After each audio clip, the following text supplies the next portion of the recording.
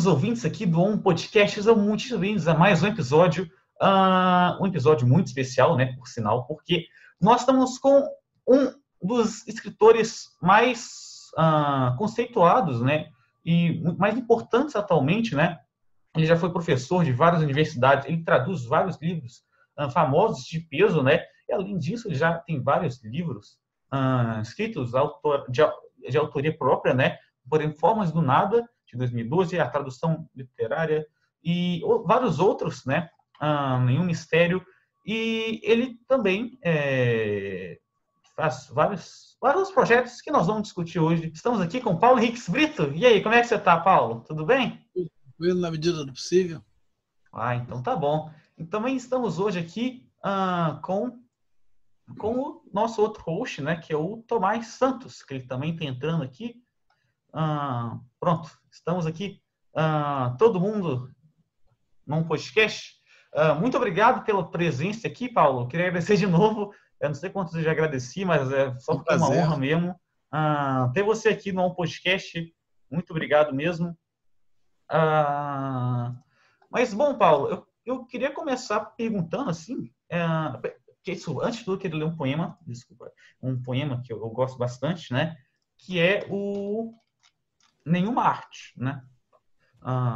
Uma vida inteira passada dentro dos confins de um corpo junto ao qual vem atrelada a consciência, peso morto que acusa o golpe sofrido e cochicha ao pé do ouvido depois que o fato se deu.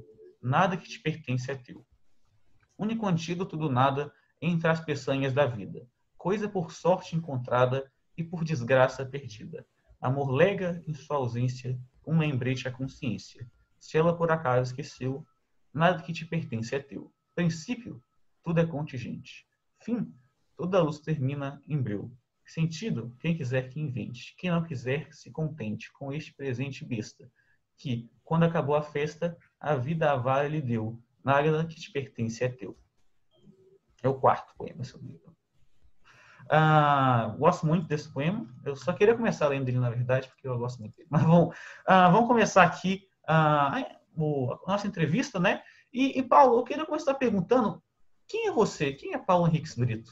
Conta um pouquinho para a gente essa questão. Bem, eu sou professor da PUC do Rio, eu dou aula de tradução desde 1978 lá, e agora, mais recentemente, a gente criou um curso de criação literária, também estou nesse curso, e eu atuo na pós-graduação.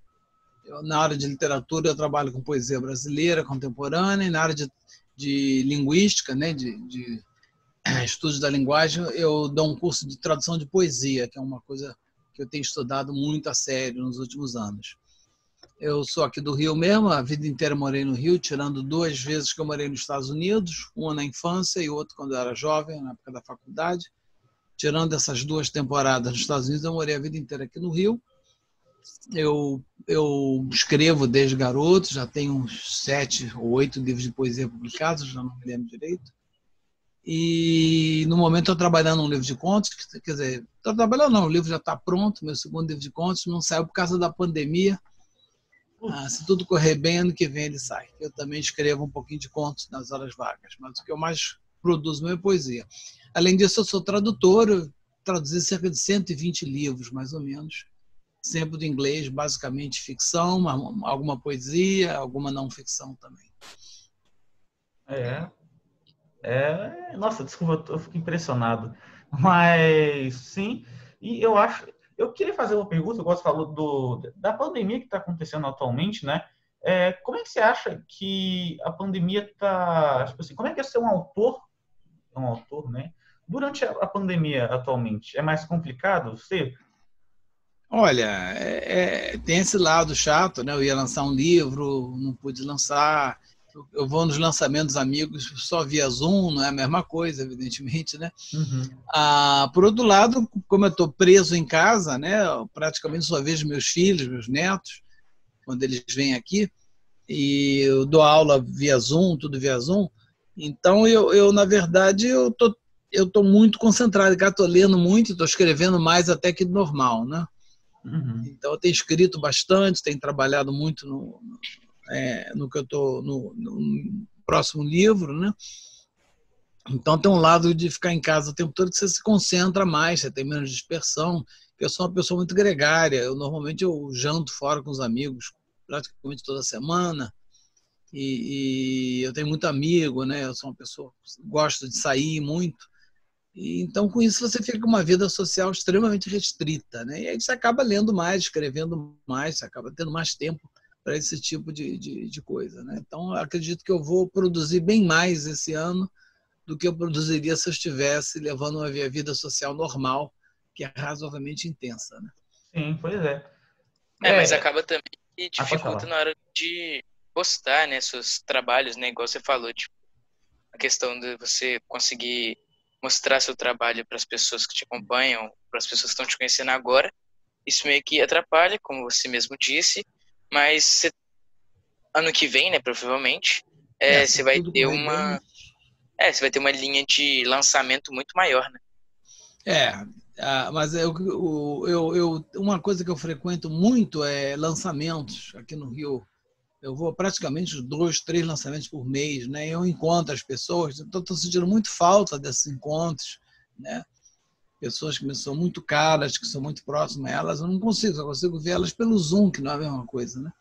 Então tem um lado muito ruim, né, dessa pandemia, e como as autoridades estão agindo da pior maneira possível nos níveis federal, estadual e municipal, a gente tem certeza, eu pelo menos não tenho nenhuma dúvida, que eles vão acabar soltando antes do tempo, como já estão fazendo aqui no Rio, e o que vai acontecer? Vai voltar a morrer muita gente, vai ter que voltar atrás, né? Então, uma coisa que podia ser resolvida num determinado tempo vai ficar muito mais tempo por causa dessas idas e vindas, nessa sofreguidão das autoridades de fazer de conta que está tudo normal e liberar, né? Não tem condição, né? Aqui no Rio, a situação não está longe de estar sob controle, né? Então, estão liberando, já tem muita gente na rua, isso quer dizer que em breve, já que começou, já no Jornal de hoje já diz, vai aumentar a taxa de óbitos de novo e nós vamos ter que voltar atrás, né? Infelizmente, nós estamos seguindo o caminho trilhado pelos Estados Unidos nessa pandemia.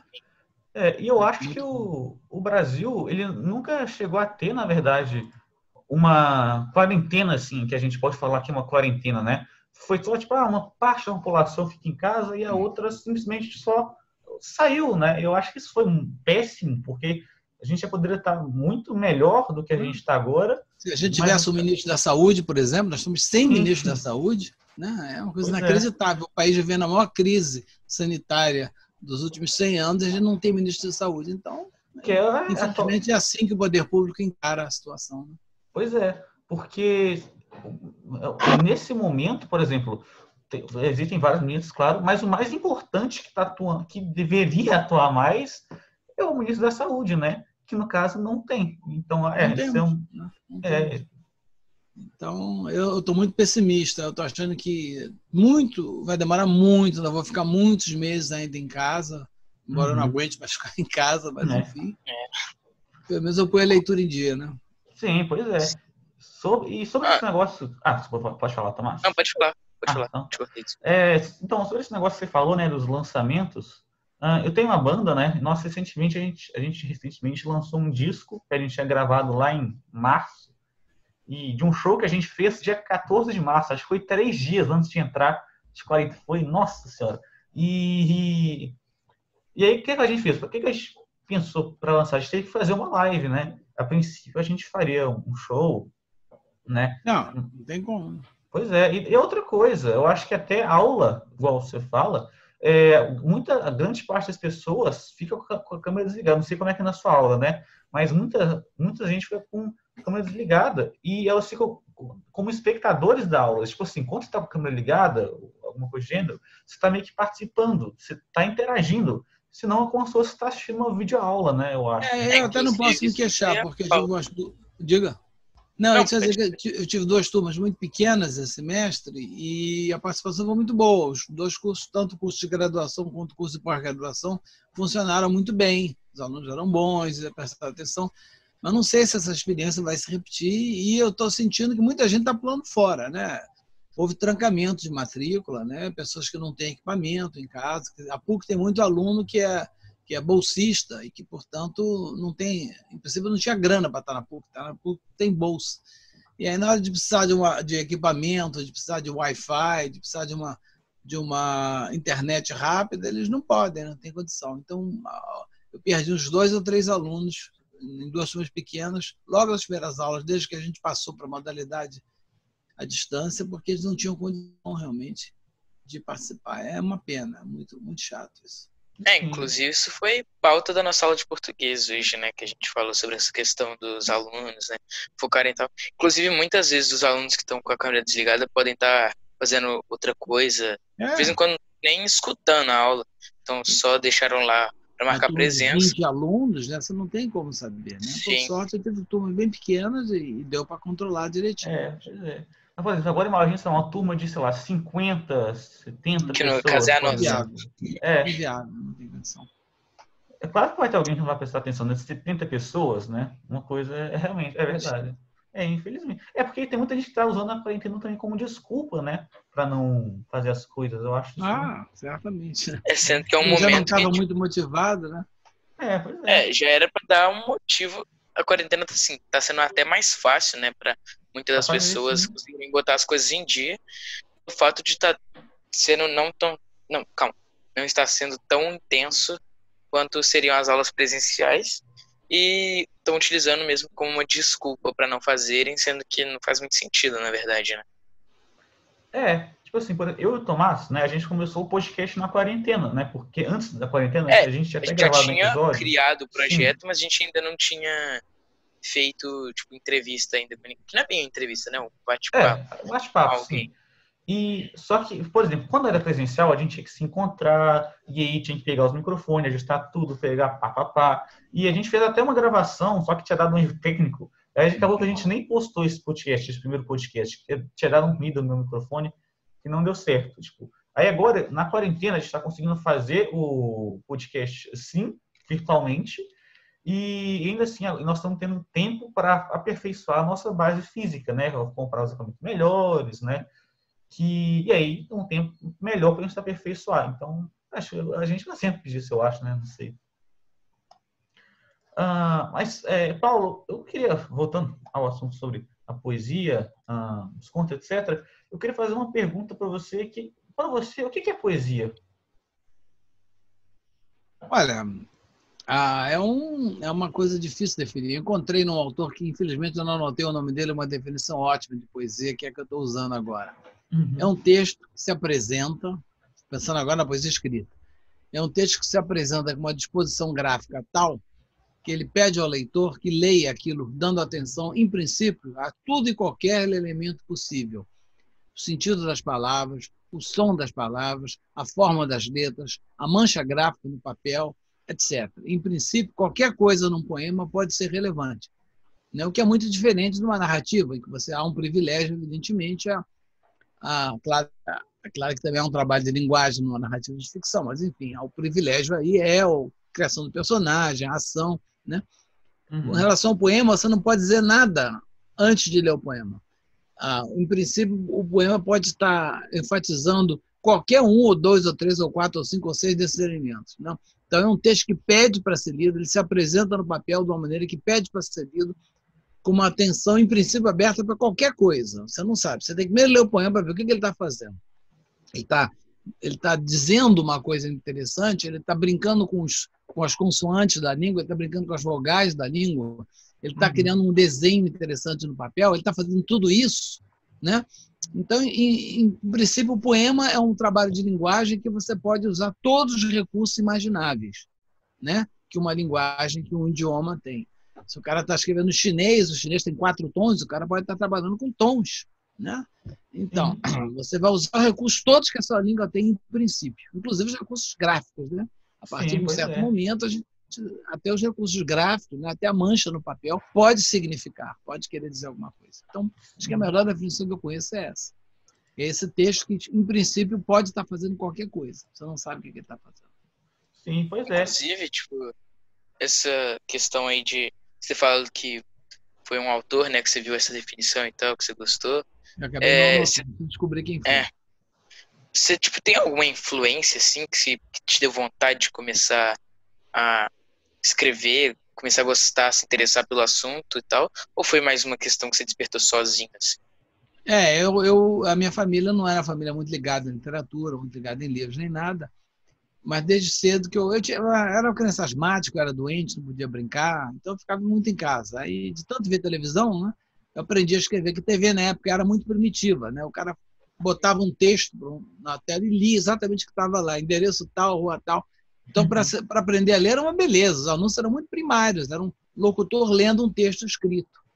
Então, rapidamente eu aprendi a ler, com base na televisão, com história em quadrinhos, e comecei a escrever, né? Então, desde cedo que eu queria escrever.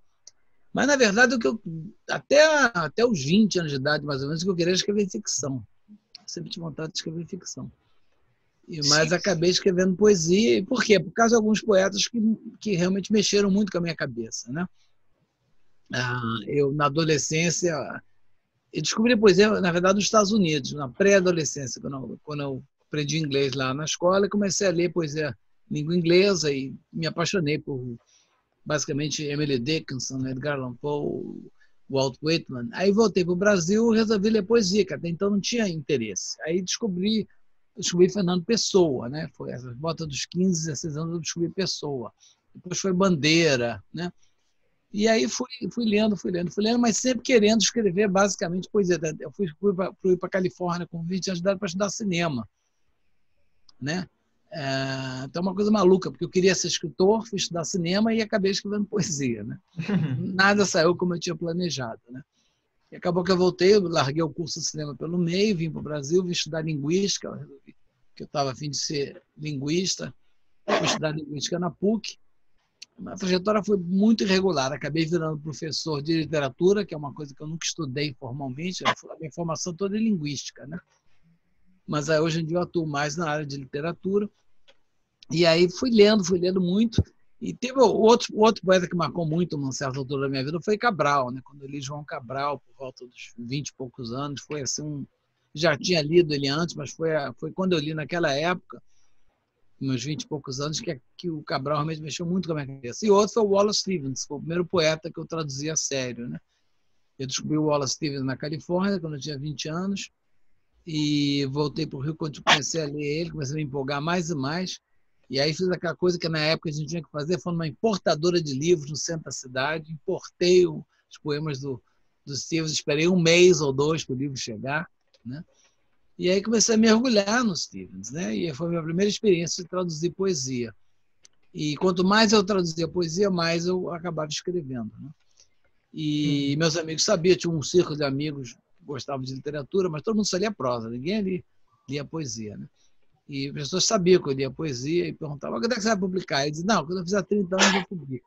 Eu tinha medo de pagar mico, né? Publicar um livro muito jovem. O Ferreira Goulart passou a vida inteira escondendo o primeiro livro dele, né? Eu digo: eu não vou pagar mico, não. Aí, quando eu fiz 30 anos, eu comecei a pensar em realmente fazer o meu livro. O livro saiu quando eu tinha meus 32 anos, né?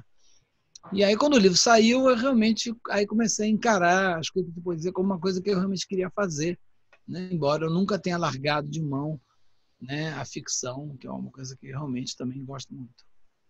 Sim, Eu tenho uma pergunta que eu queria fazer, tipo assim, antes eu, tipo, vim pra cá, né, que eu tava pensando um pouco, que, tipo, acho que agora é o momento perfeito, na verdade, para perguntar. Você falou tal que você estava fazendo um curso de cinema, né, muito tempo atrás e tal. E você falou que queria escrever ficção no começo e tal. Então, tipo, a minha pergunta era mais a questão se você gosta muito de assistir filmes, série, se você gosta atualmente, ou se você fica mais focado nos livros e não tanto apegado, assim, ao...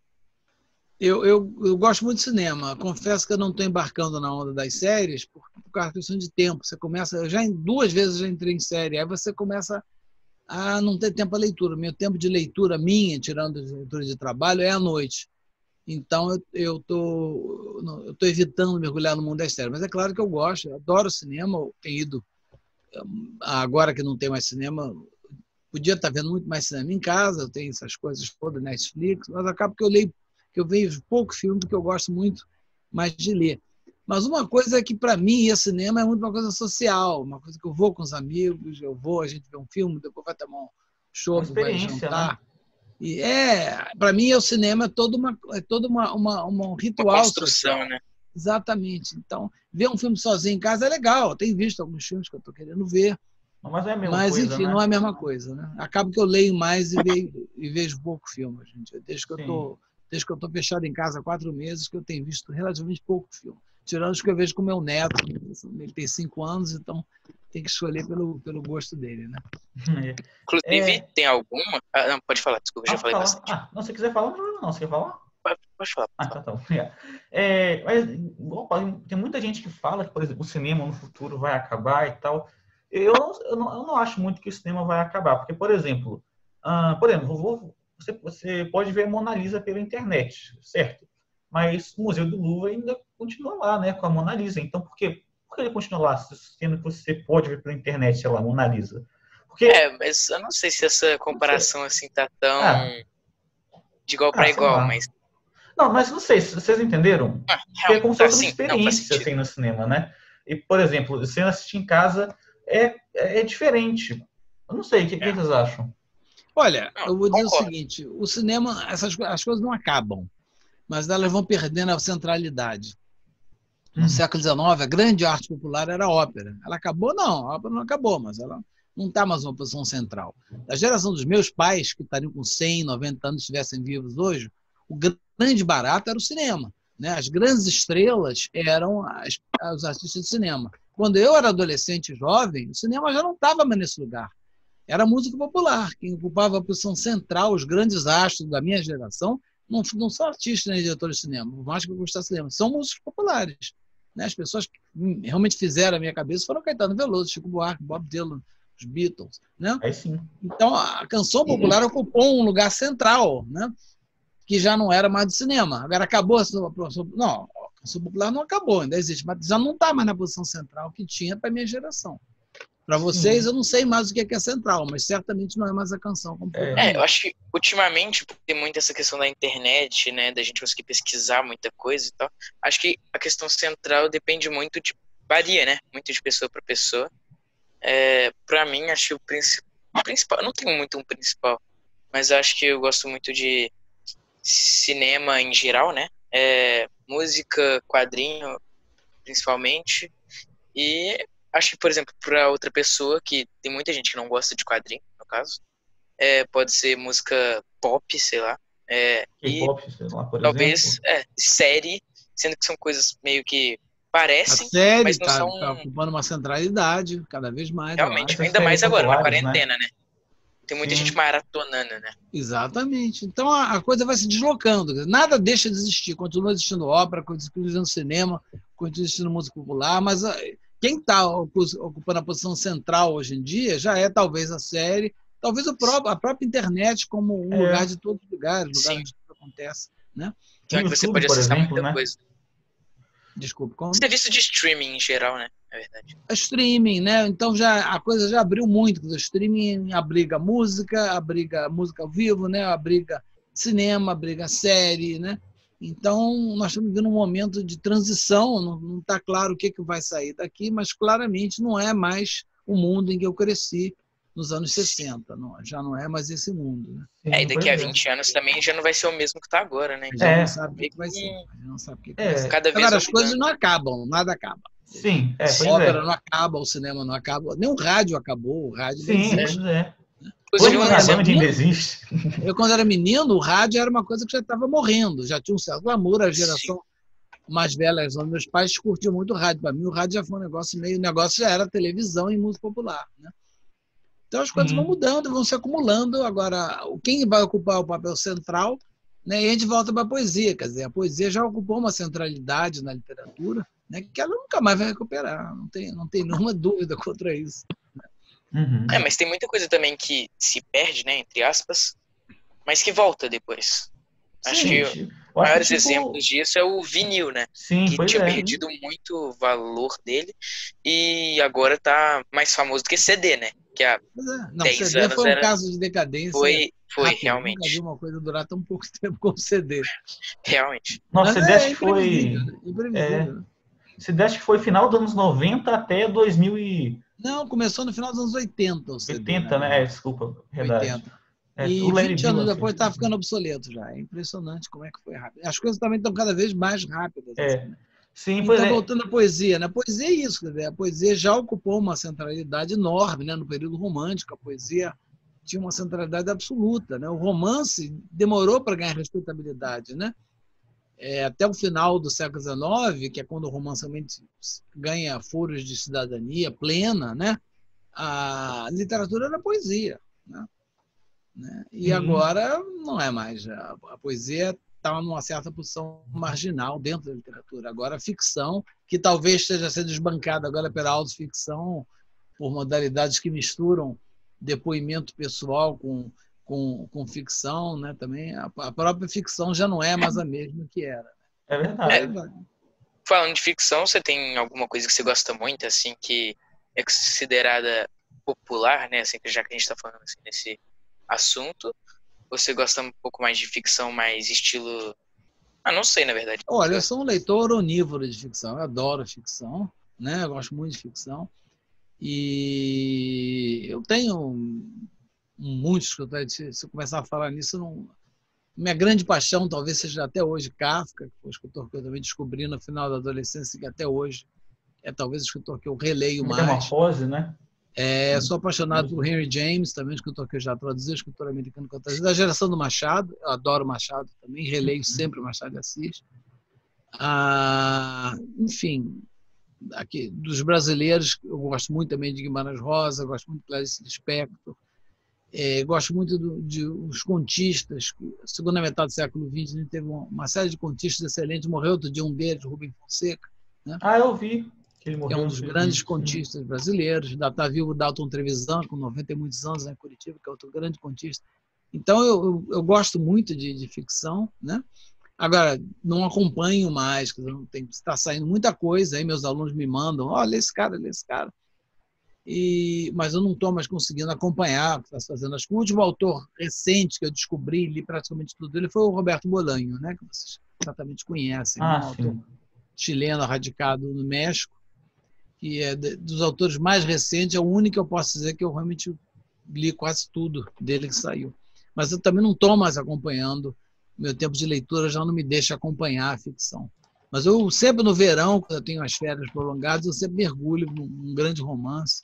Acabei de ler agora no início dessa pandemia, um romance imenso de uma escritora americana muito boa, chamada Lucy Ellmann. Belíssimo livro, um livro de umas 1000 e tantas páginas, não sei exatamente quantas, porque eu li em formato eletrônico. Hoje em dia eu leio boa parte do que eu leio no meu tablet, não leio mais em papel. Sim. Então, eu já nem sei, mas é um livro de para lá de 1000 páginas. Né? E um romance totalmente publicado ano passado, nunca tinha ouvido falar, e foi uma coisa que eu achei realmente muito boa. Então, continuam acontecendo coisas boas no romance também, na área da ficção. Sim, Quadrinhos você gosta também? Ou... Gosto de quadrinhos. Quando eu fui morar na Califórnia, eu descobri o Robert Crumb, né? Eu tenho pilhas de quadrinhos do Crumb. Acho o Crumb um artista magnífico. Vocês conhecem Crumb? Crumb? Depende. Acho que se você falar alguma coisa dele, posso conhecer. O Mr. Natural, um dos personagens dele. Ele está vivo ainda, mas o auge dele foi anos 60 e 70. Né? Ele é realmente ele desenha e cria as histórias também, né? Ele é muito interessante, vocês procurem, vocês vão achar na internet. O nome dele é Crumb, C-R-U-M-B. Ele foi o primeiro cartunista, um dos primeiros cartunistas realmente inovadores, que fez cartuns para adultos, né? No final dos anos 60. Assim, ele é muito bom. Mas eu também, de novo, não estou mais acompanhando. De vez em quando chama a minha atenção, fala, lê esse cara que é interessante de quadrinhos. Eu baixei um cara interessante também, mas não estou me conseguindo mais dar conta do que se faz no mundo dos quadrinhos, que é um mundo fascinante, né? E todo esse ramo do quadrinho japonês, né? Do anime, eu só estou sabendo, né? Do mangá. Eu só estou sabendo que eu estou orientando um aluno, um mestrando, que está fazendo um trabalho em cima de tradução de mangá. Que legal. Mangá e animes, né?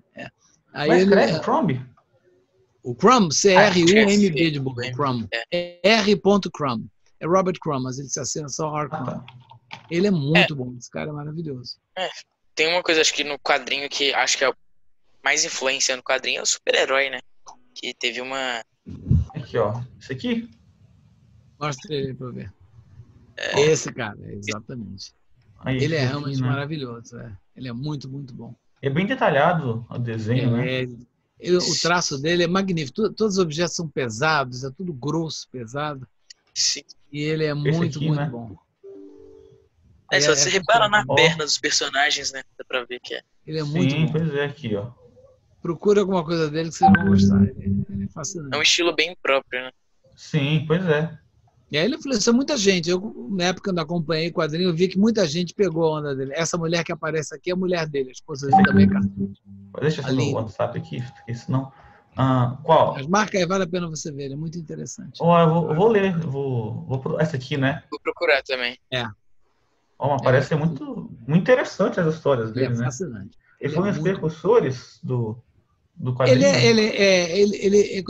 Quando eu morava em São Francisco, em 72, 73, o Crumb já estava em atividade já há uns 4, 5 anos, né? E ele ainda estava no auge, né? Hoje em dia ele está semi-aposentado, ainda publica ainda, mas enfim.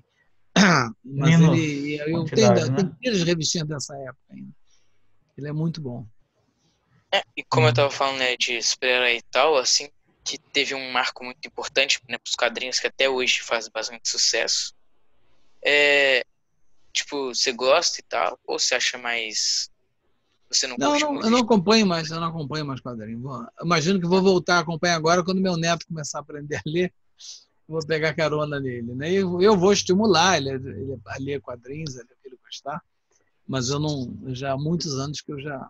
O último cara que eu acompanhei mesmo foi o Crumb, quando eu estava com meus 20 anos. Depois eu me perdi contato com esse mundo. Sim. Você não tem como consumir tudo. Você tem que ser muito... Sim, é muita Não, coisa, claro. né? Tem coisa demais. Eu sou um cara que me interessa por muita coisa, mas eu já fui uma pessoa muito ligada em música popular, em MPB, em rock. Hoje em dia eu já não sou mais. Não sei Mas normalmente também a gente começa a gente segue mais pelo caminho que a gente mais se apega, né? Então, não dá meio pra ficar em tudo que a gente gosta, mas... Não, eu assino um sistema de streaming de música, né?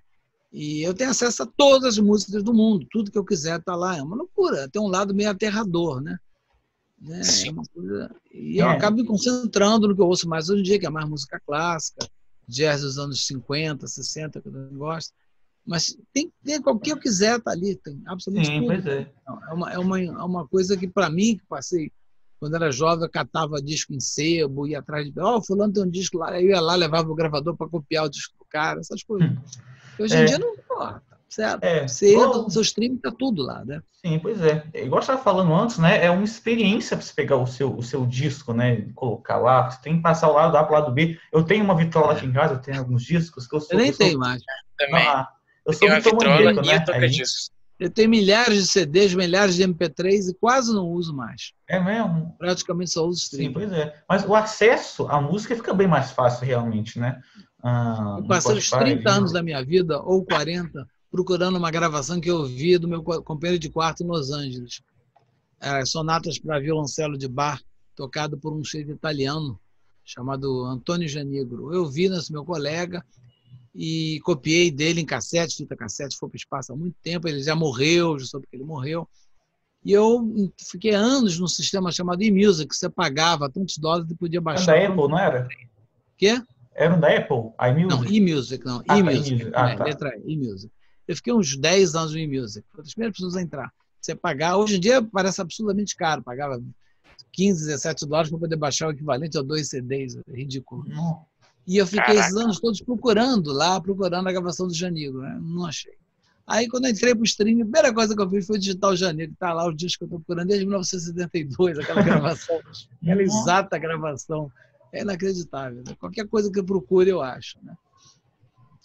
Então, mas por outro lado, eu não tenho todo o tempo do mundo para ouvir música. Meu tempo de música é limitado. Então, eu acabo me concentrando, né, naquelas coisas que eu realmente mais gosto e acabo perdendo o que está acontecendo no rock, o que está acontecendo na música popular. Eu não tenho mais como ter acesso a isso. Até Não tem porque- mais tempo hábil para isso. Sim, até porque tá tendo muito mais opções atualmente, né? Talvez não tenham mais opções, mas talvez elas estejam mais aptas a serem descobertas, né? Vamos dizer Tem assim. muita opção. Tem muita opção estética, Sim, de, pois é. temos de tudo. É uma Eu loucura. inclusive escuto muito mais Spotify do que vinil e tal, mas Eu não também. posso negar que a experiência de ouvir vinil é muito mais legal do que de ouvir Não, Spotify, né? pois é.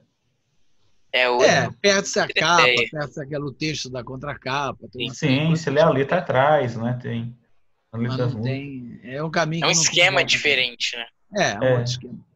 Aqui, ó. Eu tô até com a camisa do Let It Be Naked, dos Beatles aqui. Nossa, que novidade. Você ué. com uma camisa dos Beatles. Olha só a Nossa. coincidência. imaginava. Mas. Nem, eu também não. Mas, então, eu queria fazer uma pergunta relacionada à música também, Paulo. Que como é que você acha que a música pode influenciar você escrever contos ou poemas? Bem, eu sou um músico frustrado, né? Na verdade, o que eu gosto da minha vida mesmo na literatura é música, né? Minha grande paixão é música.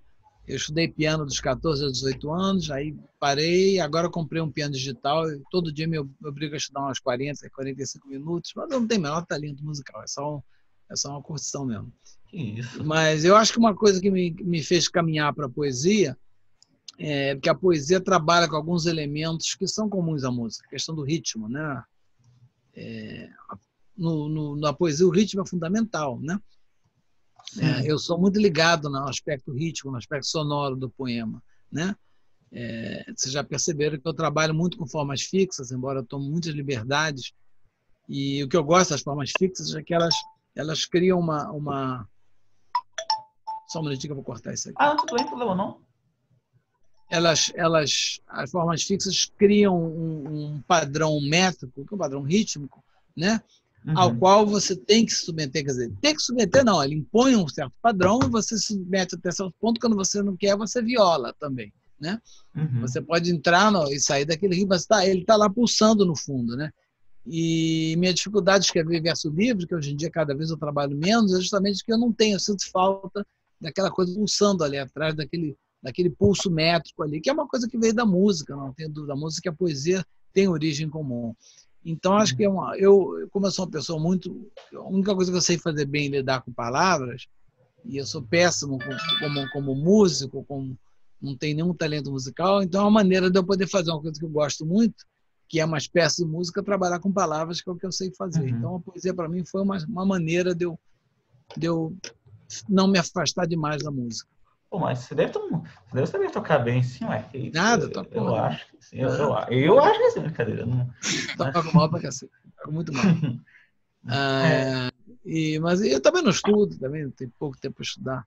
Mas o prazer que eu sinto em tocar mal uma peça de Bach, uma peça de Beethoven, é um prazer enorme. Não, assim, mesmo tocando mal, dá um prazer maravilhoso. É bom, é muito bom. Eu toco piano também, né? E é muito bom tocar uma música. É bom, inteira. Um prazer excepcional. A música dá um prazer excepcional. Sim, com certeza. Eu tive uma história também frustrante com música, né? Okay. Acho que os caras já sabem. Que, tipo, eu tinha aula de guitarra, né? Tipo, mais ou menos uns 6 meses, assim, eu tava tendo aula de guitarra, que não progredia muito, porque ainda tava começando e tal. Mas, enfim, eu tava, tipo, tinha acabado o ano, a gente tinha passado as férias, e simplesmente meu professor de guitarra desapareceu. Ele sumiu. Não mandou mensagem, não mandou nada. Mandou e-mail e só sumiu. Aí eu fiquei acho que 1 ano sem ver ele e tal.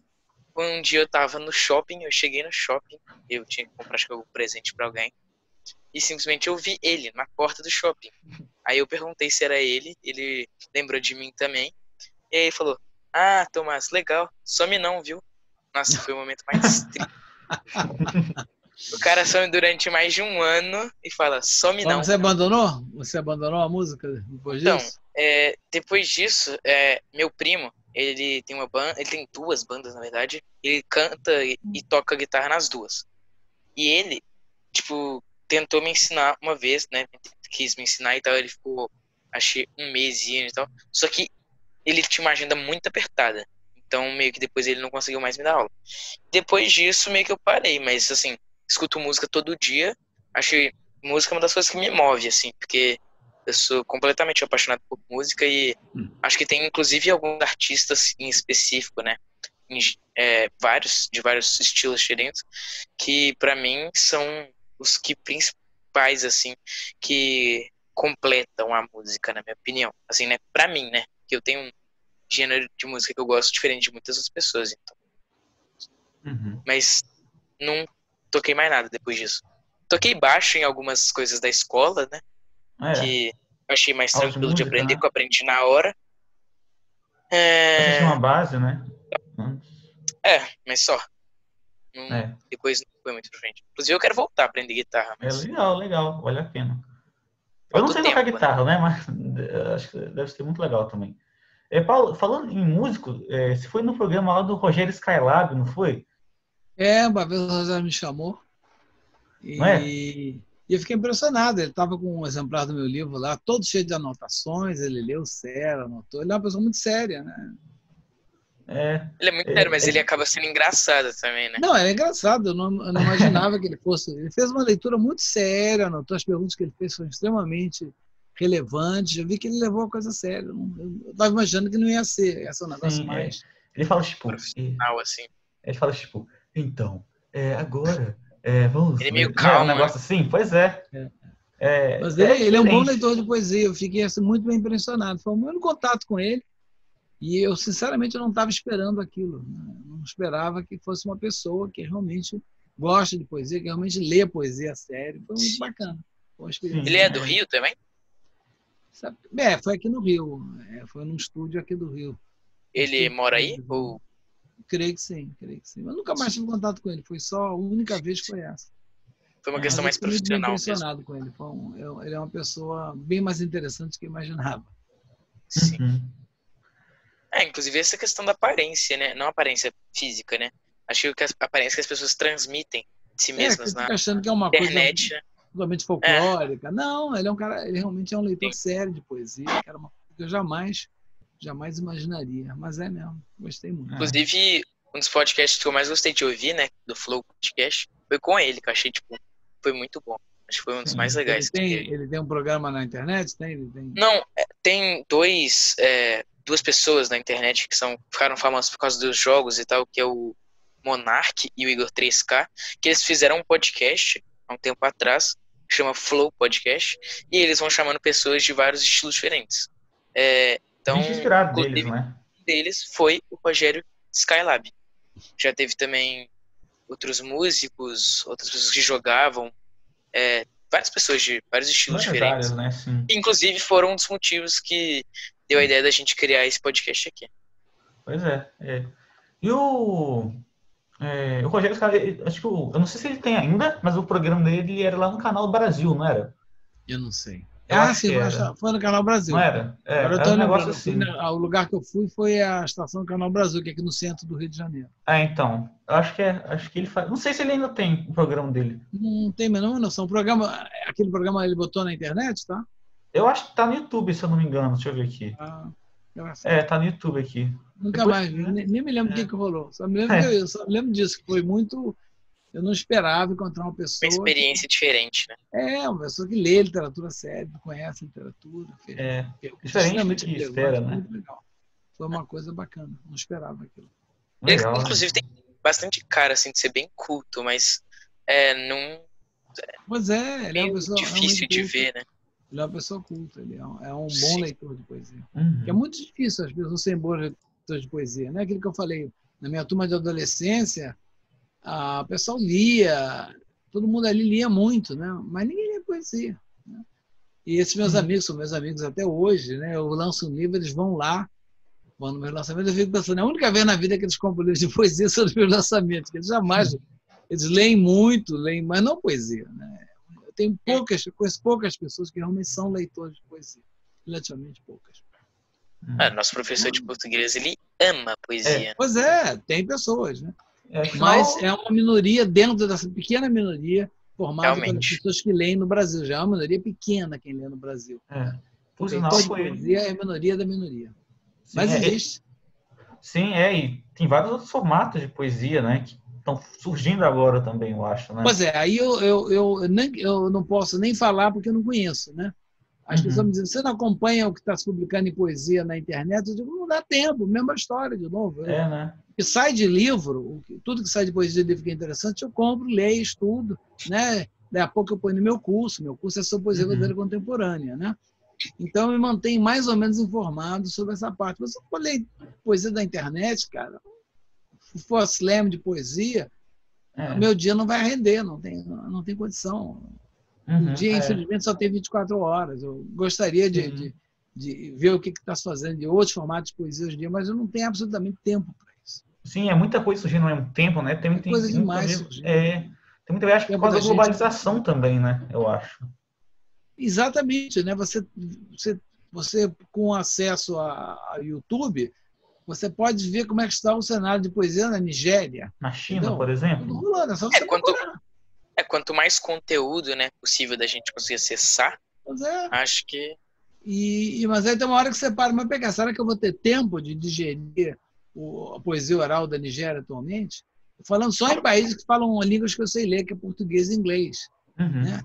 Só o mundo de língua portuguesa e mundo inglês é um mundo imenso. Então eu me restringi, não, eu só trabalho com poesia publicada. Só o que sai em livro que eu estudo. Se eu não saio em livro ainda, eu não vou ler. Verdade, se o dia que sai em livro, eu posso até ler, mas não tem, você tem que se limitar para algum lado. Né? Você não pode querer abarcar o mundo com as pernas. É completamente impossível. Sim, pois é. Mas realmente é muita coisa, muita coisa. Mas, então, Paulo, voltando aos seus livros, né? Como é que você cria, se você tem um processo criativo para criar os seus personagens, criar as suas histórias, ou vem na cabeça? Assim, olha, eu escrever ficção, para mim, é uma coisa muito difícil, né? Então, eu escrevi poucos contos na minha vida, na verdade, né? Normalmente é um processo muito lento, muito demorado, né? Entre eu ter uma ideia para o conto e eu realizar o conto, veja, o máximo foi 30 anos, por enquanto, mas... 30 anos, ó. Mas eu comecei a escrever em São Francisco em 72, 73, e que eu publiquei em 2004, meu primeiro livro de contos. E eu volta e meia pegava, estava trabalhando eternamente, volta e meia pegava naquilo, mexia mais um pouquinho. Agora tem meu novo livro de contos, vai ser tem um conto que eu estou trabalhando. Tem uns que são da Citação da Califórnia, né? Portanto já estou trabalhando neles há 60 anos quase. Mas vai sair que eu estou uns 10 anos trabalhando nele, né? E eu sou muito lento para escrever ficção, muito lento. Poesia, a coisa anda um pouquinho mais rápido. Ficção, para mim, é muito lento. Tentei escrever um romance uma vez, na época eu estava fazendo cinema na Califórnia, mas eu vi que na Andar da Carruagem eu ia ter que viver 100 anos para conseguir acabar o romance e acabei abandonando. Mas eu tenho, a minha grande paixão é por ficção. Eu confesso que eu gosto muito de ficção. Sim, acho que inclusive a minha também. Eu também. Eu gosto muito de ser ficcionista, mas infelizmente a gente não pode fazer tudo o que a gente quer. Pode fazer o que a gente é capaz de fazer. Pois é. Mas graças à internet e muitas coisas que estão aparecendo atualmente, mesmo que a gente não possa produzir, né, o que a gente mais gosta, a gente pode usufruir disso. Pode. Então, acho que isso o acesso é uma coisa extraordinária. Né? Hoje em dia é só você saber onde procurar. A única limitação é você saber onde é que aquilo está. Né? É até estranho pensar que em 2005, por exemplo, estava criando, por exemplo, o YouTube, que hoje em dia é uma das plataformas mais utilizadas. Como é que a humanidade viveu tantos milênios sem YouTube? Né? Exatamente. Hoje em dia você acha inconcebível isso. Eu estou estudando um autor que me interessa. Tem uma palestra boa dele no lugar tal. Vou lá, ouço a palestra do cara. Né? Sim, de graça, né? De graça, né? Isso que eu ia falar agora. Inclusive tem muitas que são de graça. Mas quando tem algo pago, dá maior preguiça, né? Sim. Você vê tanta coisa de graça sem a seu tanta coisa de graça, tem que estar muito afim para pagar. Tem que estar muito afim para pagar, porque realmente... Mas é isso, você fica... A minha grande limitação hoje em dia é tempo hábil, né? É aquela hora que inclusive... eu vou ter tempo de ver isso? Não vou ter tempo, não adianta. Sim. Acho que o cinema é uma questão de pagar por algo que você quer muito ver, porque o cinema atualmente é muito caro, né? Mas é aquilo que eu falo, o cinema é um programa, né? O cinema é uma forma de sociabilidade. Para a minha geração, e o cinema é uma coisa de sociabilidade. Né? Exatamente. E aí do cinema... Não, pode... Você pode ver, tipo, a mesma coisa Sim, pra não pagar, mas você sim. gosta de Mas ir, você pagar o vai, preço você conversa, necessário. depois vai Sim. jantar, e Você o sente a filme emoção tem um junto com seus tema, né? amigos. Aí pois você é. começa. Quer dizer, o filme rende, né? O filme não é só a experiência do filme, é todo aquele lado social. É isso que eu estou dizendo, que a falta que eu estou sentindo é justamente dessa vivência, dessa sociabilidade. Né? E o Pessoal, cinema né? faz parte da minha Física, né? sociabilidade.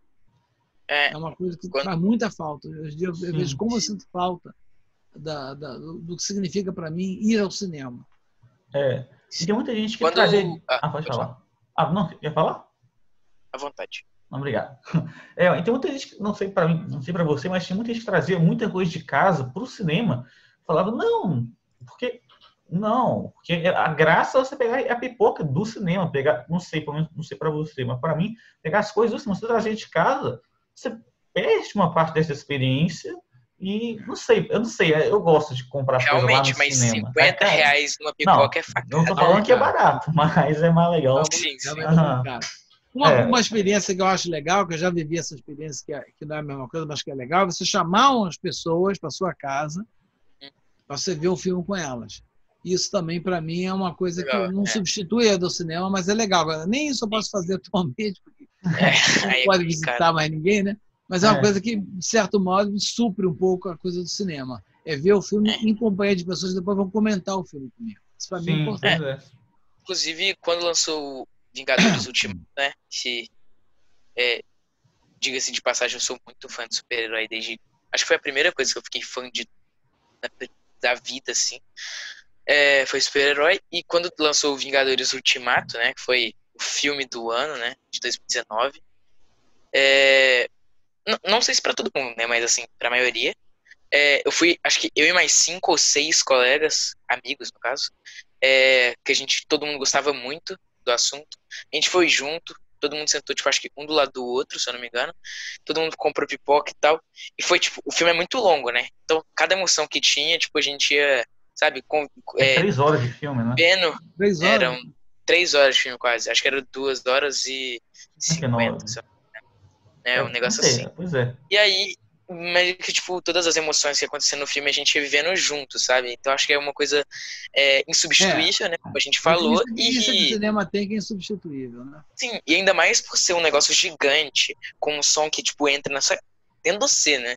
Entra dentro de você o som. O cinema, a qualidade técnica do cinema é absurdo. É outra coisa, né? O Sim, som, o áudio, acho que o que né? mais mudou foi a qualidade do som, né? O áudio do cinema de hoje em dia é uma coisa extraordinária, né? O áudio sempre foi muito importante, eu acho, né? Agora está mais claro ainda que ele é muito importante, eu acho. Até com a qualidade, a imagem sempre foi, mas eu acho que agora você consegue ver no seu celular. Você consegue ver no seu celular. Mas aquela coisa não é a mesma experiência. Não então, é. Eu acho bem ruim. Você vê numa telinha celular. e depois você vê num negócio de... É completamente diferente. É uma experiência totalmente diferente. Você vê, imagina você ver um filme, um filme no cinema e você vê, tipo, na tela do celular. Eu particularmente, não gosto dessa experiência. Eu nunca vejo nada em celular. Eu vejo YouTube e tal, mas realmente, mas, quando eu tô... Eu tenho Netflix no celular, essas coisas. Mas realmente tem uma dificuldade muito maior de assistir. Porque, por exemplo, quando eu assisti no computador, no PlayStation e tal. Por exemplo, tem vezes que eu fico vendo Netflix, né? No PlayStation e tal. Aí fico um tempo e tal numa tela decente pra ver um filme. E quando eu quero ver vídeo e tal, mais à noite assim, aí eu vejo no meu celular, né? Porque é uma coisa mais rápida, que você vai trocando e tal. Sim, uma coisa mais simples, mais... eu não consigo ter a relação com o celular que vocês mais jovens têm. O celular, para mim, é uma coisa muito utilitária.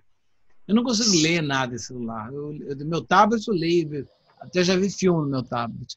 Eu acho que o celular, ele tem uma utilidade diferente para cada pessoa, inclusive para muitas. Mim é só uma coisa muito profissional, muito de coisa de trabalho. O tamanho da tela eu acho uma limitação muito grande, né? Eu dou muito valor a você ter uma imagem grande, a você ter um som qualidade, bom. Né? Qualidade, exatamente. Qualidade, senão para mim é fundamental. Que é o outro atrativo do cinema hoje em dia. Que não dá errado, inclusive, né? É uma coisa muito boa. O cinema proporciona uma qualidade que não tem em outro lugar. Vamos ver o que vai acontecer agora com o cinema, né? Aqui no Rio nós tínhamos um único grupo de cinemas de arte, né? Que é o Grupo Estação, e o Grupo Estação ia falir, né? Então fizeram uma vaquinha online, eu contribuí para a vaquinha, todo mundo ajudando eles. É uma rede, né? O Grupo Estação é uma rede de cinema de arte. Uhum. Tirando eles, os outros só passam Hollywood, só passam blockbuster. Você quer ver um filme diferente, um filme iraniano, um filme tcheco, só nos cinemas do Grupo Estação. Aqui em BH... Se fechasse, acabava. Ia acabar o cinema no Rio. Aqui em BH tem esses cinemas, né, de blockbuster, que é o Cinearte, Cinemark, tem em todo lugar, eu acho. E também tem o Cine Belas Artes. Eu não sei atualmente como que ele está, na verdade. Acho que a última vez que eu fui deve ter uns 2 anos. Eu fui em janeiro para assistir em 2017. Eles estão tendo que não tem dinheiro para pagar o aluguel, não tem dinheiro para pagar os empregados. Né? Sim. A situação dos cinemas está muito, muito grave. Porque o aluguel é muito caro, geralmente. Os cinemas ficam em lugares nobres, vamos dizer assim. Eu aluguel desses lugares. É uma situação muito, muito assustadora. Por isso que eu fiz questão de participar. Quando eu vi que tinha uma vaquinha, eu digo, eu vou participar dessa vaquinha. Sim, pois é. Se acabar o Grupo Estação do Rio de Janeiro, né? Acaba o cinema do Rio. Né? Que aí fica só os blockbusters. Inclusive, eu acho que essa questão desses cinemas que estão passando por dificuldade é uma coisa que eu realmente sinto que é uma coisa bem brasileira mesmo. É bem cara do Brasil ter esses cinemas mais, vamos dizer, caseiros, assim, parece. Não sei explicar. Não tenho muito uma palavra para isso. Acho que está sendo um problema no mundo inteiro. Não, sim, eu tô dizendo, mas a questão de ter eles no Brasil, eu acho bem uma cara brasileira esses cinemas desse estilo que eu tô dizendo. Eu acho bem... Entendeu? Não sei se o que eu tô dizendo. Eu acho que a situação do cinema tá mais ou menos igual no mundo todo, o tipo de sala, acho que... Hoje em dia é tudo muito padronizado, mano. Se você vai no estrangeiro, você vai ver mesmo cinema, né? Os padrões são internacionais. E a crise também é geral, né? Quer dizer, essa crise que a gente está sofrendo aqui no Brasil é uma crise no mundo inteiro, né? O cinema. Vocês conhecem aquele grupo chamado um circo lá do Canadá, Cirque du Soleil? Sim. Sim. Tiveram funcionário, né? Tem uma neta de uma grande amiga de adolescência minha trabalha lá, né? Você está conectado com todo mundo, Paulo. O que é isso? Eles perderam. E ela se viu sem trabalho. Né? Acabou o trabalho dela. É mesmo? Isso porque é um dos maiores, se não o maior, né? Imenso. Tem várias equipes, não uma equipe só. Eles têm uma direção comum, mas tem uma equipe aqui rede de... está apresentando no Rio, outra está apresentando na Austrália. Então, muita gente trabalha. De repente, acabou, não tem mais público. Ela ficou sem emprego. Né? Inclusive, isso é uma das coisas mais tensas, assim, Não, a situação é muito grave, né? Realmente. E essa coisa vai demorar. Ninguém está achando mais que a situação vai resolver em 2, 3 meses. Não vai. Sim. A vacina só deve sair ano que vem ou em 2021, né? Eu acho que vai entrar pelo ano que vem. Né? Sim. Então, é aquela história, né? Eu acho que até a vacina sair vai ficar assim. Muita coisa vai quebrar, né? A quebradeira na indústria de espetáculos. Vocês conhecem a Ângela Rorô, aquela compositora, cantora? Já ouviram falar Ângela Rorô? Já ouvi falar. Acho que já, sim. Ela é muito boa, foi muito sucesso nos anos 70.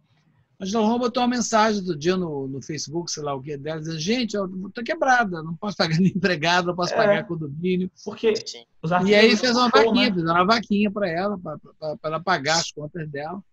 Ela é uma porra louca, uma pessoa doidíssima. Agora não, ela está ultra séria, não se droga mais e tudo. Sim. O problema é que ela tem uma infraestrutura, né? Ela tem a casa, tem um aluguel, tem as coisas para pagar e ela não dá mais espetáculo.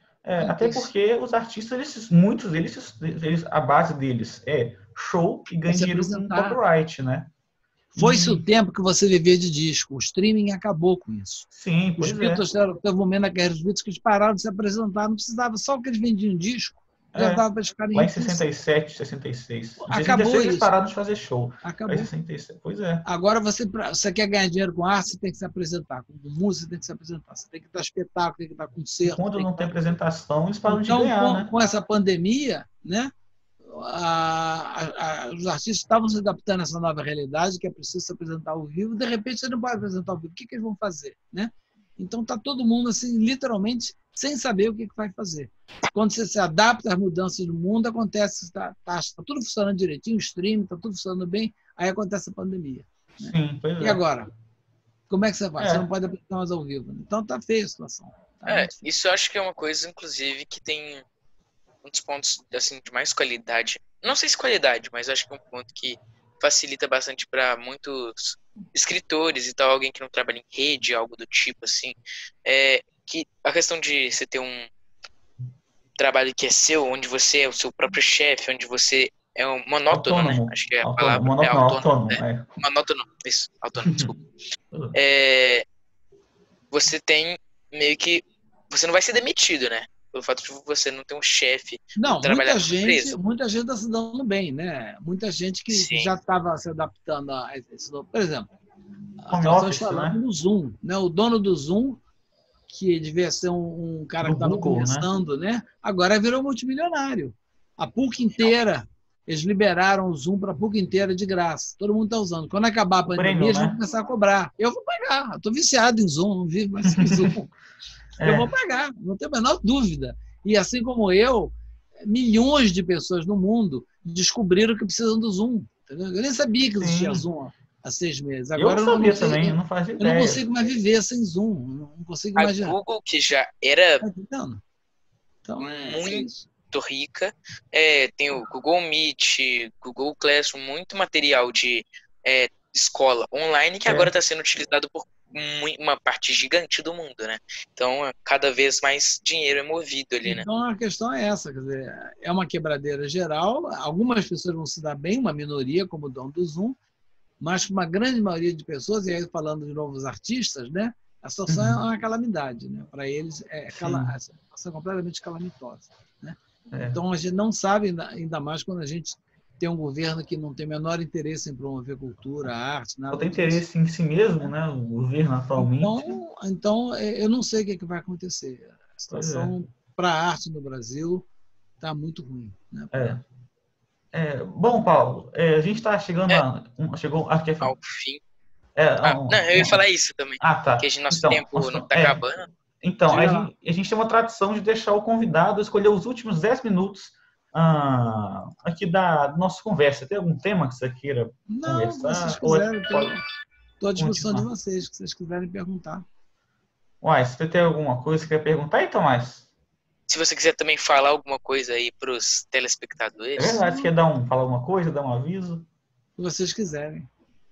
Ó, eu Ah, quero. Deixa eu pensar tá. aqui. Eu Deixa eu quero falar. perguntar uma coisa. Certo. Tá, pode falar. Desculpa. Paulo, você tem, tipo assim, alguma obra preferida sua própria ou não? Minha, eu acho que o meu melhor livro é um livro que eu publiquei em 97, por aí. Acho que é o livro que eu gosto mais. É um livro que se chama Trovar Claro. Esse nunca cheguei a ler. Eu vou ler depois. Eu tô lendo agora um do Arnaldo Batista. Se chama Rebelde entre os Rebeldes. Você conhece?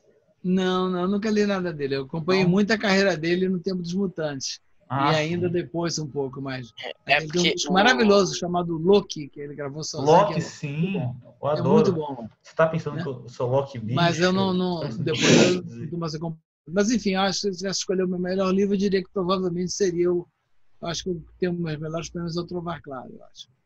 É porque ele, inclusive, aqui, que tá falando com você sobre o Arnaldo Batista, ele gosta muito, muito de Beatles, né? Que acho que.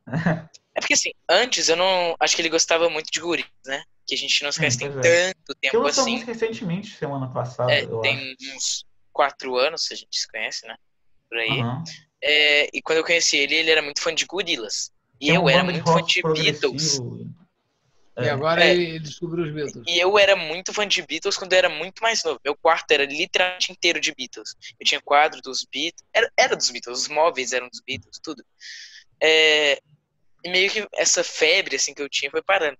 Atualmente, ele e uns outros amigos meus são fissurados em Beatles e Mutantes. Aí, quando o Arnaldo Batista veio dar entrevista aqui com a gente, que a gente deu entrevista pra ele, né, no caso, ele, porque eu não estava presente no dia, ele ficou mais fissurado ainda em Mutantes, e principalmente no Arnaldo Batista. E agora tudo ou é Beatles ou é Arnaldo Batista. Peraí, eu vou pegar um negócio pra vocês. Eu acho que vocês vão gostar, peraí. Claro. Inclusive, vou falando com você aqui. Inclusive a foto. Os Mutantes são maravilhosos. Eu acompanhei muito a carreira dos Mutantes. eu tinha um problema entre aspas, né, com música brasileira, que antes, há um tempo atrás, eu era meio brigado, vamos dizer assim, com a música brasileira. Eu sempre fui muito fã de rock internacional. Acho que atualmente, né, as bandas que eu mais gosto é Beatles, Queen, Linkin Park e Red Hot Chili Peppers. São as assim que eu mais gosto. Mas eu antes não curtia tanto música brasileira pelo fato de ser muito viciado nessas bandas. Em rock. Então, Aqui, ó. chego. Aqui, ó, coletânea aqui, ó, os 3. Aqui, ó, Meu Deus. tripla, aqui, ó, dos Beatles. Aqui, ó, Vinil. Aqui, ó. O Please Acho que vinil é a maior coleção que eu tenho, é de vinil e de quadrinho. Não é Seabra, acho que é provavelmente a que eu mais. Quadrinhos, sim. Aqui, vinil e quadrinhos são as coisas que eu mais tenho. Pelo último Que eu álbum, dei do meu pai, né? álbum de Gorilas, esse aqui, ó, não sei se você já viu a capa. Gorilas eu sei que existe, mas eu nunca ouvi. Depois se quiser eu te indico um disco pra você ouvir. São de onda americana? Mas pelo que você falou, assim, de ser gostar mais de clássico atualmente, né? Ter gostado muito de MPB, então acho meio difícil você se apegar e se aplicar. Basicamente, mas eu, na verdade, eu tinha parado de acompanhar rock nos anos 70, mas aí quando eu me casei, meus 2 enteados, que hoje em dia eu considero meus filhos, eram adolescentes. Aí eu entrei muito na deles, então eu acompanhei muito rock dos anos 80 por causa deles. Daqui a pouco meu neto está curtindo música, aí eu vou entrar na dele também, né? Mas eu, por conta própria mesmo, já há muitos anos que eu estou afastado do rock. Você falou que o seu neto tem 5 anos, né? Tá com 5 anos. Então acho que por enquanto as músicas que você ouve com ele é Galinha Pintadinha. Então... Daqui a pouco ele vai estar entrando no música popular aí. Eu sempre gosto de acompanhar, saber o que está acontecendo. Aí daqui a alguns anos você fala assim, nossa, agora eu lembrei da entrevista que eu dei lá, foi um podcast onde me indicaram essa... Brincadeira. Mas como eu tava falando com ele, não sei se você ouviu, mas eu tava falando um pouco sobre o rock e tal, e que eu era meio brigado com a música brasileira, por eu gostar muito de rock internacional. E aí, há um tempo atrás, há um tempo atrás, cerca de uns 5 anos, assim, não era muito velho, né? Eu tinha uns 10 anos. Eu comecei a ouvir muito Charlie Brown Jr. Eu gosto bastante de rap, mas não desses traps, assim, quanto a galera fala, né, que gosta muito. Eu gosto mais de Frank Ocean, que é um meio... Como é que eu não sei explicar? Tyler, The Creator, eles são um estilo de rap diferente, assim, né, hip hop. Aí por isso eu gosto muito de Charlie Brown Jr., o Rapa e tal. Mas também, atualmente, assim, acho que brasileiro, assim, que eu gosto muito é Lagoon, que eu não escuto tem muito tempo, assim. Como é que chama esse? Lagoon. É uma banda atual, acho que tem mais ou menos 1 ano, assim, que eu escuto, que eles são lá de BH também, que eu tô em Barbacena, né, que é a cidade onde minha avó mora, e eles são lá de BH também, e meio que tô começando a gostar mais, assim, de música brasileira, tô me adaptando um pouco mais. Nunca tive muito esse... Mas eu gosto também de Mutantes. Cássia Eller também eu acho muito bom. Maravilhosa, Cássia Eller. Sim. Eu não sou muito fã de Marisa Monte, porque minha mãe escutava e escuta tanto Marisa Monte que eu não aguento mais. E Nando Reis também, ela escuta muito. Mas eu gostava muito também do Arnaldo Antunes. Arnaldo Batista também. Quando eu era do 4º ano. Arnaldo Antunes é legal também. Caetano Veloso, eu adoro Caetano. Vocês já falaram? Sim. Eu gosto muito desses artistas dos anos 60, 70 que evolucionaram a música, né? Eu acho que eles são muito bons. Eu gosto muito esses são os caras que eu acompanhei muito desde o começo. Sim, toda a carreira deles.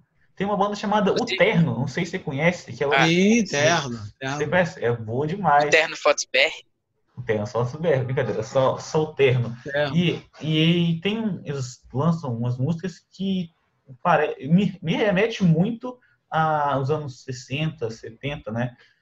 O Terno ainda existe? O Terno ainda existe. Eles lançaram um álbum em 2019, em abril de 2019. Muito tempo que eu não ouço falar neles, nem sabia que existiam. Eles eram bons, sim, eu me lembro. Sim, é muito bom. E eles lançaram um álbum que chama Atrás Além Agora, que é muito bonito, umas músicas mais calmas, assim, eu acho meio relaxante. Depois, se você quiser, depois eu te mando tudo por e-mail, se você quiser essas dicas aí. Legal. Então tá bom.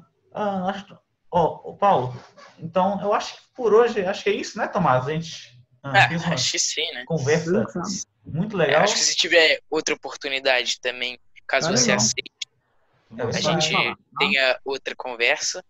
E a gente, né, queria agradecer de novo pelo fato de você ter aceitado esse convite. Sim, eu fiquei muito feliz quando você recebeu o e-mail, eu fiquei correndo aqui pela casa.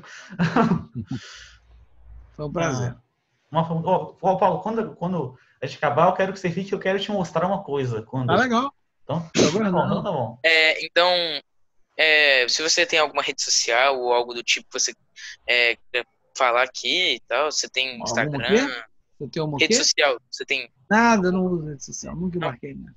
Então procura aí os trabalhos que ele tem por aí, né? Em breve vai lançar um novo livro, quando a quarentena acabar. O livro de contos, que era para ter saído em julho, depois já saiu em outubro, agora ficou para o ano que vem. Acho que lá para março, se tudo correr, mas se a gente ainda estiver vivo até lá, deve sair lá para março. Então, quem não conhece os trabalhos também conheça, né? Agora já conhece um pouco também do autor deles. Futuros trabalhos, né, virão. E também, acho que é isso, né? Segue a gente nas redes sociais aqui do podcast para ficar sabendo das próximas entrevistas. E também, acho que é isso, né, na verdade. Eu acho que é isso. Quero agradecer a todo mundo que viu aqui no YouTube, todo mundo que viu na Twitch, né, que é o novo lugar que nós estamos aqui, também no Spotify, no Deezer, etc. Muito obrigado a todo mundo que ouviu e viu. E eu acho que é isso, né? Acho que é. Muito obrigado aí todo mundo. E a você de novo. Aí. Isso aí. Não, obrigado mesmo, viu, Paulo, por ter aceitado aqui o convite. Sério. E falou, gente. Até mais. Tchau. Tchau.